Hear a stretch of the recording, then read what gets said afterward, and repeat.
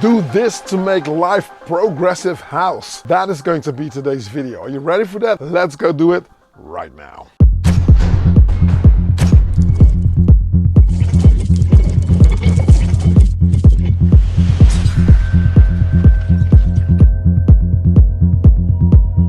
Hey yo, check it out, I'm Analog Kitchen and thank you for checking out yet another video. If this is your first time here, don't hesitate to click subscribe and hit that notification bell. Whenever I upload a new video, you'll be kept in the loop and you'll not miss out on anything. Stick around till the end of this video, I'll tell you all about Discord, Patreon, I'll tell you all about the community, I'll tell you all about events that we're doing. There's so much to tell, so do stick around till the end of this video. Melodic techno or progressive house? I'm not sure, and the reason that I'm not sure is I have been a progressive house enthusiast ever since it came out. Now there's names that come to mind like Sasha, John Digweed, Nick Fanciulli, Nick Warren, Dave Seaman, Danny House, Seb Fontaine.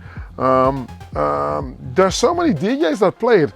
Now you can just debate like Elke Klein, Mace Salome, Holt.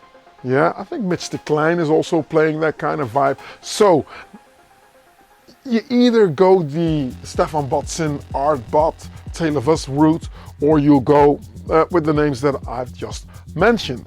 And the difference between the two is, I think, the sound of the subsequent 37. If you disagree, please leave a comment in the section below. I'm not sure, but I like to flirt with both those worlds, to be honest, because I don't know, it's just cool music, you know. It's the music that, as progressive as a word, the meaning is, you know, forward thinking. So there's not so much stuff involved. Back when I was in music school, I studied saxophone amongst other instruments, but you know, when you play saxophone, people just put a stamp jazz or a jazz musician on your forehead. And pretty much the same thing goes with house music. That's almost gospel stuff, like, you know, hardcore that needs to be that ravey kind of vibe. You know, drum and bass or breakbeat or jungle or whatever, it's broken beats.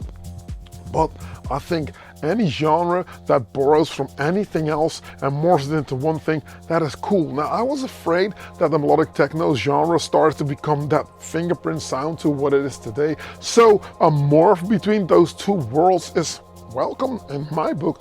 So obviously, hence today's video. Now, do this to make progressive house. I think it's just like following steps. There's a few nuggets in there for you cats out there that might struggle with beats, might struggle with levels and stuff. I am just going to scratch the surface, obviously, because I don't want to just go in too deep. If you need to know what that is all about, my upcoming course, Electronic Songwriting for Techno Music, is going to be available on analogcourses.com pretty soon. There's over 250 gigs of footage that's been shot, so you can imagine that the editing is going to be enormous, but it will be so cool. Okay, thank you. Let's see if we can get to the live set and let's see if we can make that work. You ready? Let's go do it. Here we go. Thinking ahead. Let's go over what I've done with the drums, right? Now what I have is, I've got a pattern sitting here on bank 15 even. I'm going up way high. And I've done some program changes coming from the Akai so that this one switches in time, and I'll explain what that was. The first groove that I have, I'm not far, because the track that I'm going to make, I didn't want to overproduce it off camera so you don't know what I've done. So there's a kick drum, obviously. There's some sort of a percussion thing that I think worked out well with the. Now always when you make progressive house, see if you can find something that you can stick on the groove that'll probably takes away from the sparseness of the 1, 2, 3, 4, right? And bam, bam, two, bam. You know that record? So yeah, Hide You, that's the track. So I've got this Hide You kind of pattern sequence thing with this drum program here, and it breaks up the beat. So it breaks up the 1, 2, 3, 4, go 1, So instantly, I think there's some sort of a counter groove going on that it might appeal to people getting on the dance floor. It will appeal to DJs mixing in a track because you've got something to latch onto rather than just a steady 4 to the floor. So that's going. Then I got a small clap that is hiding in the background. That will give it a little bit of gain here, a little bit of volume. Then I've got close hats on 4 that are not playing right now, but they'll be playing on the next pattern. So this is my intro beat, right? Nothing really happening. And what I would suggest on this first pattern, this is my intro pattern, to already work with arpeggio of some sort or work with pads. It's either an arpeggio or pads. I think pads might do the trick, so I will stop my octatrack. Now there's a thing that I'm going to tell you beforehand. If Elektron gear talks to Elektron gear, it means it switches instantly. Meaning, if you were to use program changes from the Akai going to a Minitar or going to any other synthesizer, obviously there's no problem in the synthesizer understanding, hey, this is the next sequence, I need to switch the sound to the next sequence, to the next preset even. Now this is unfortunately not so much the case when it comes to sequencers. So if this thing, I'm talking about the octatrack, is set on a 64 step, 4 bars sequence, it'll get the, hey, you need to go to this sequence program change from the Akai MPC Live, but it will just take its 4 bars to switch. Very annoying. Now there is a trick to do it, and this is not something that is new. This is something that I have borrowed from the Elektronauts forum. You have to understand that this octatrack is very smart in receiving MIDI CC messages, meaning MIDI CC 33 is start the sequence, MIDI CC 34 is start stop, and MIDI CC 35 is start restart. Now this is a trick. If you would want to have the octatrack instantly start on a different sequence, because I'm building up the track here, so these two are joined at the hip, it means that my Progr 1 sequence, which is over here, let's go into next sequence mode, I've got these two things for my track already. Those are the 2 things that make up my track. So if I'm playing the song here, it starts on the first sequence. If I was to go to another sequence, it now plays it instantly. Did you see what happens? And that's because on the list edit, you make a track in your octatrack here. You dedicate 1 track to the octa. You get the MIDI channel from the octa. You just set it here, which in this case, I wanted to get the octa out of the way. So it's channel 16. You go into list edit, and on the first beat, you place that 35, that start, restart, which means at the end, it's going to tell the octatrack to start and restart. Sorry, at the beginning. The first needs to be start, restart. So it initially tells the octatrack, restart your whole sequencer. And at the end of the bar, we put 34. So 5.0 out of the 4 bars that I have, 5.0.0, 5.1.0 is start, stop. So initially, you stop the octatrack dead in its tracks at the end of the bar. But as soon as it starts again, it gets a restart. So it means that it will always reset itself. And if you, smart enough, have the right program change engaged, it will mean that it will just start at the right program change, which is a smart way of getting the octatrack to just play ball. Because in my sense, now it is like getting my intro going. Nice. Switch over to the next sequence, and then it goes. Whoa, that's cool. That means that if I've got musical information here, or I want to do some transposing kind of vibe with music, then obviously, hey, now I don't have to just manually go, okay, you need to go to that pattern, and you need to go to that pattern. So that's a neat trick. I know if you're working with a DAW, you're thinking like, dude, that's the easiest of ways, but for us DAWless people, not so easy. So here you go. So that's the thing. So remember, 35, start, restart, 34, start, stop. Try it out for yourself. Now, as you can hear, I've got a few beats going, a few rhythms. My octatrack is taking care of the drums for now, and I've only got 5 tracks engaged. The tracks that are playing are a kick drum, obviously. I've got this Did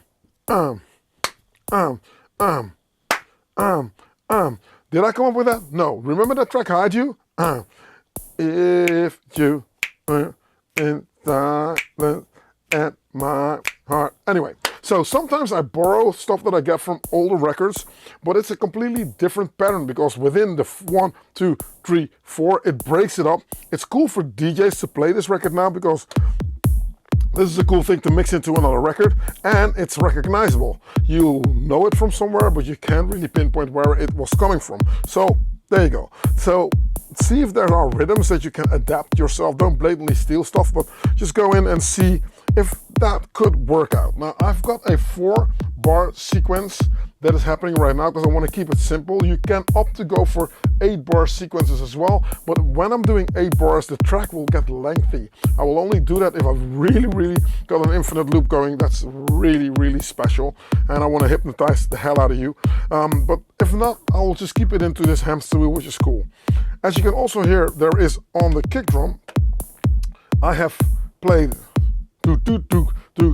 I have pitched this last bass drum in a different pitch, which means that if I'm playing it, it'll go up by, here you go, Brian, here you go, Lemmy, here you go, Daniel, 7 semitones, definitely. Goes up by 7 semitones, and it gives a groove to the boom, boom, boom, boom. Going to the first sequence, it doesn't do it. There's no bass drum here, see? It's all gone.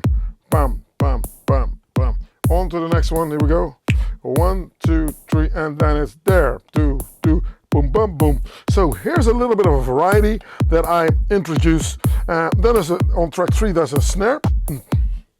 A nice small snare, nothing too big, something that can really sit on top of the beat.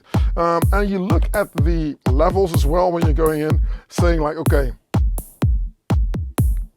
I'm keeping an eye on my kick drum here. So I don't want this snare to be way too loud. So it needs to be have a middle ground. Like when I'm taking it out, you'll miss it, and when it's there, it's adding to the groove. I don't want to chop the beat in half because this 2, 1, 4, 2. This thing really can break up your beat if it's too loud. Listen. And since we're not making rock and roll or whatever, you don't want to make it too loud. So a ballpark here is something like here, and the kick drums need to be very clearly audible. Now, close hat, which is a 606 hat, nice and gritty, and then there's an open hat. Listen how short this open hat is on track 5. This is what it would be if it was infinitely going all over the place, and I keep it.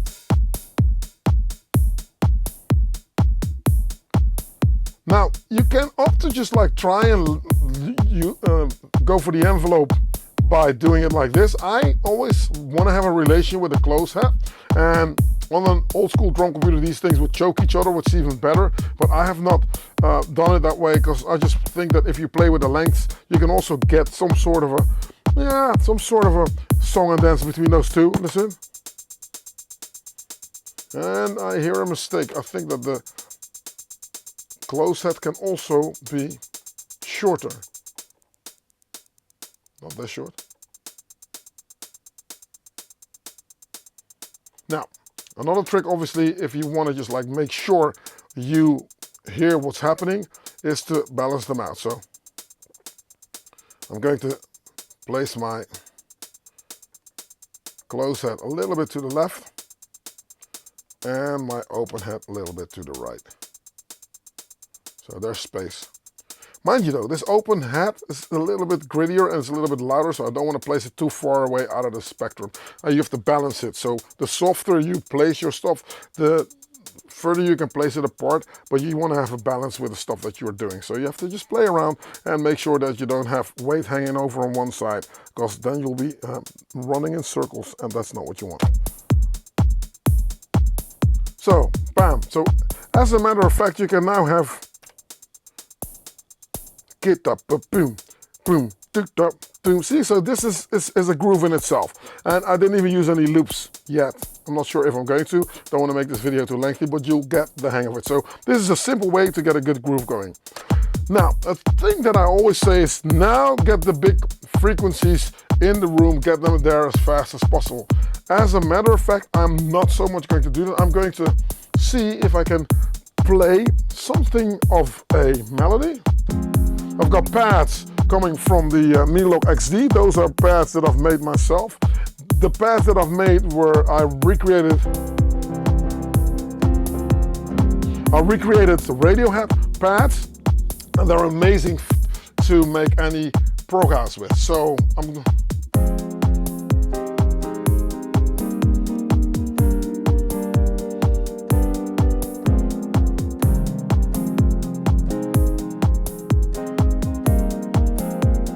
not even sure I'm going to play. Let's see.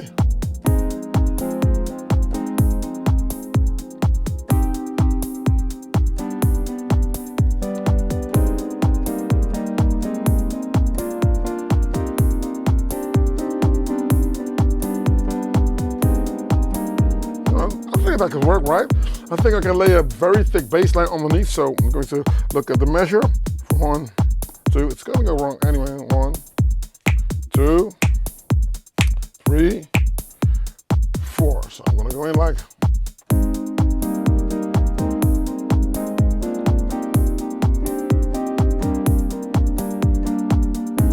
That's cool.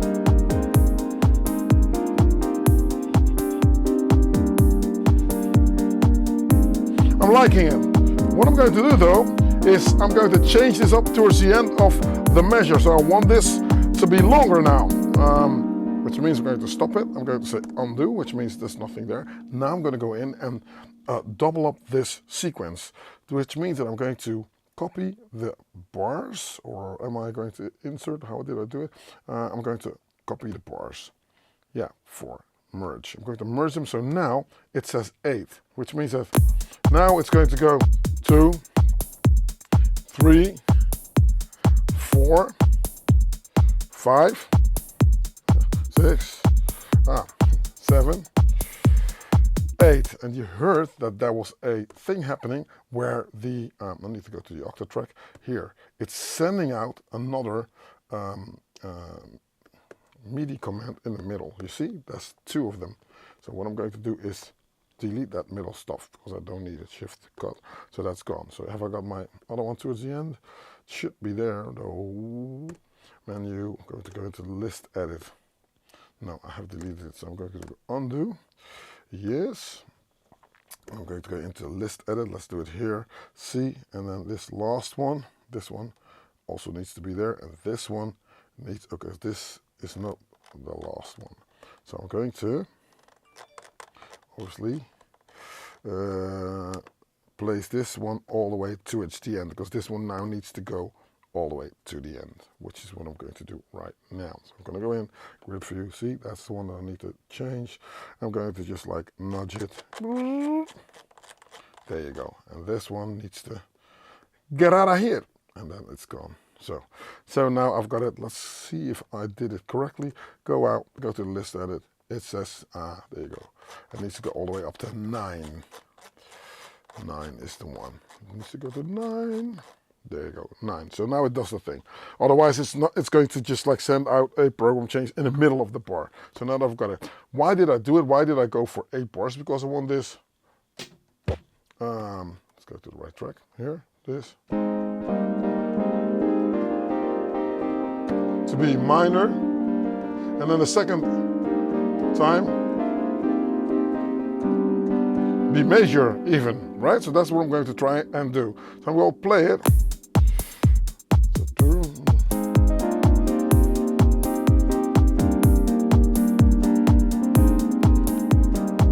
Yeah, okay, I'm feeling lucky, so put it in record.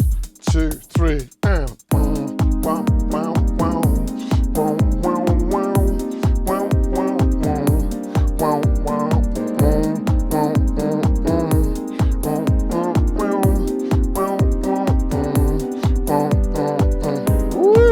can you imagine I played this stuff correctly the first time? I'm getting better. Cool, now that I've got that, I'm going to filter the sound a little bit because I think it's a little bit washy-washy.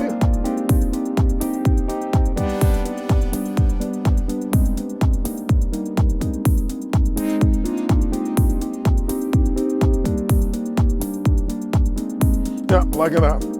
Now there's 2 things that I can do. And this is, I think, where it either becomes melodic techno or it becomes progressive house. Now I've got the meter. Let's lower this.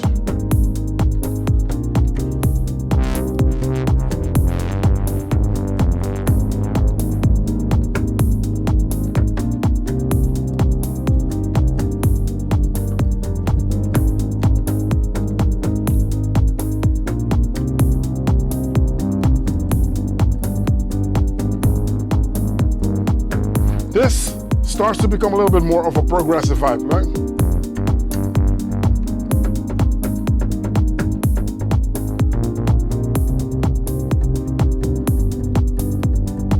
Standard progressive house bass.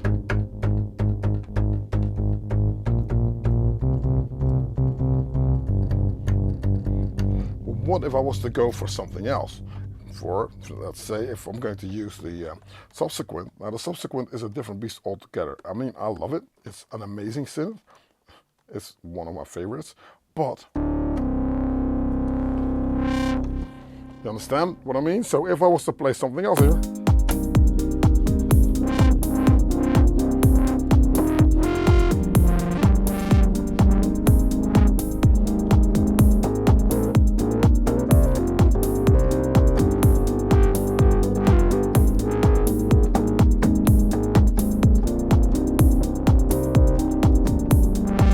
I'm thinking I can use a lead out of this in a second. Let's first find our bass line. It's here. Go in.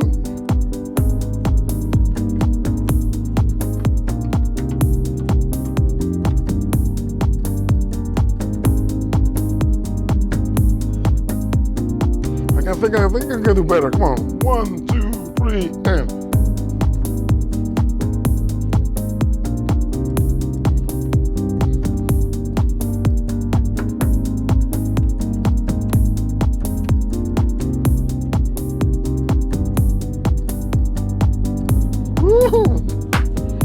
I'm liking this.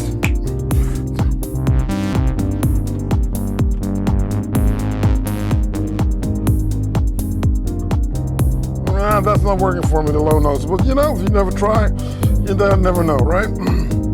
So I'm going to transpose them up. There's a note that's not on the beat here. And I think I know which one it is. At the end. Let's see.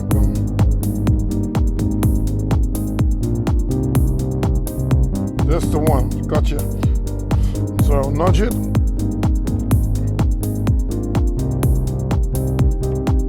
We'll get to that. First, having fun making music, right? So you don't want to be overly producing stuff right now. I will get to that when it starts bugging me now.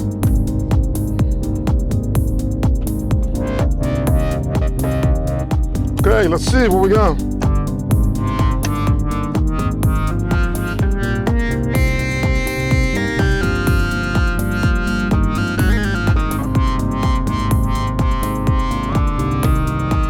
I'm going to give it a little bit more effect here because I'm thinking, see where it is. Over here. The effects are coming from the DD500s here.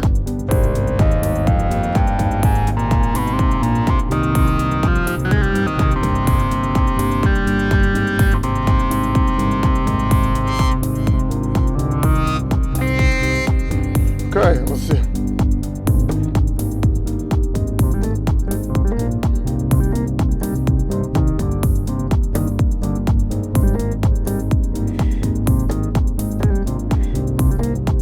Yeah.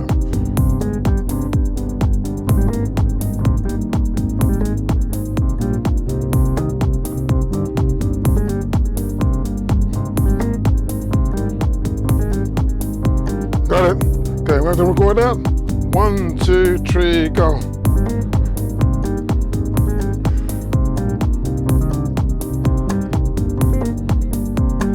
Cool, now that I've got that, I think that's enough. I've got some sort of a theme going. And let's see if I can go when I go into the sequence. I'm going to stop it quick fast. I'm going to go in and go to look what I've just played. Why is this thing so unresponsive? It's unbelievable sometimes. Now, this, you see that I didn't play it throughout the whole sequence. Now, what I can do is obviously copy it, which is what I'm going to do. Say copy, and then I'll nudge it to the point where it's there, and let's play it. First of all, let's do something else. Save this. Wouldn't be the first time. And go in and save this. Save the project. So now I know that if I've got an iffy or somebody's just putting in a faulty vacuum cleaner, that, you know, my music will still be here. Okay. Save it, save it. So.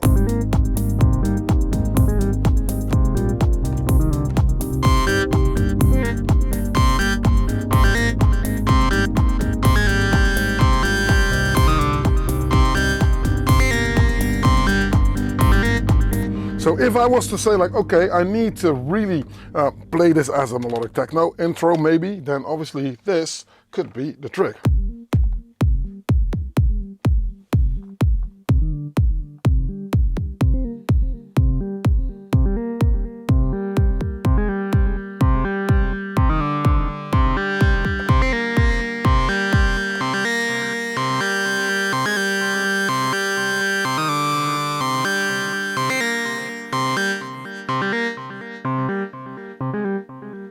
Oh, you gotta love that sound.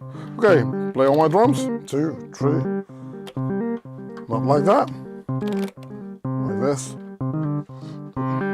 Do the drop again. Watch here.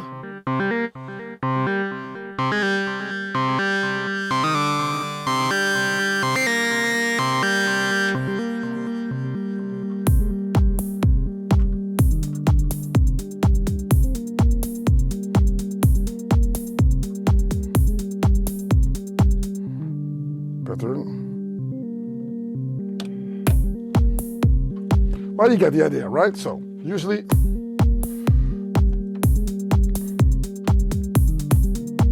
there you go. So you can just program it. Now I'm just doing it quick, fast, in a rush, but you get the idea of what's happening. Now this sound, obviously cool sound, this button kind of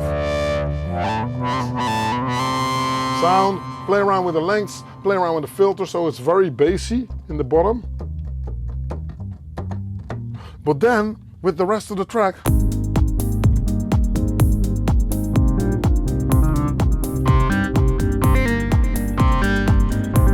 and then it's just looking for levels and thinking like, okay, how can I do it?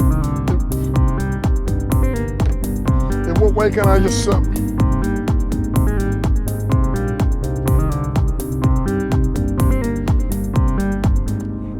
So then it's just looking for levels. It's looking for how does this work? How can I set this up? How is this something that can be of benefit? Now this is a quick run through of how I run things, you know? And to get it a little bit more gritty,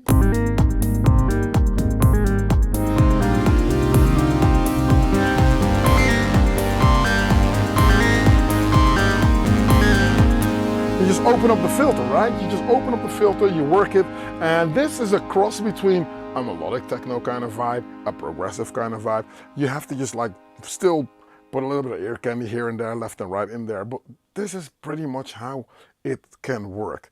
Now, let me know in the comment section how you do your stuff, and I'd like to say, yeah, check it out, man. Cool. Moose is my new patron for this week, and he's following it on patreon.com/AnalogKitchen. It's a community. It's a community-driven thing. I mean, I did not even fathom that it was going to be this cool. When I started out, I was cool, and it took a while. I had one patron, then I had a few, and then you had 10, and then all of a sudden it starts to just like morph into 10, 20 people that want to know about synthesizing. Now, we've got a whole community, and we got Patreon connected to Discord, so it's amazing to see how it all pans out, works out. It's a really cool thing, really cool thing. And if you have any questions on synthesizers, questions on dollar stuff, questions on progressive house maybe, questions on chords, questions on gas, questions on packaging, wiring stuff up, you name it, even. You throw your demos out there, people will just listen to it. Even if you're entry level, if you got more questions than answers, which is never a good thing, that might be your one-stop shop to just like go check out. Okay, now keep watching this space. I'm Analog Kitchen. Thank you for watching. If you made it this far into the video, you sir or ma'am are an absolute superstar. Next week I'll be back with another video. Do stick around. Thank you for watching. I'll catch you next week. I'm out. Peace.